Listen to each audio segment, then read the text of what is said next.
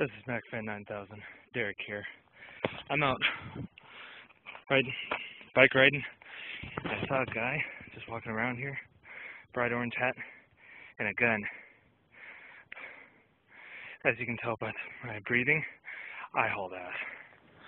Alrighty, I'm home now, but I don't know what happened. All I just saw was a truck, and I thought it was abandoned, but apparently it's not, because there was a guy with a gun, orange hat on, and I don't know if he was a trooper, state trooper, or if he was someone hunting without a license.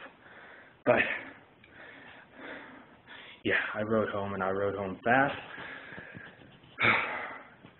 Stay tuned to tomorrow's broadcast.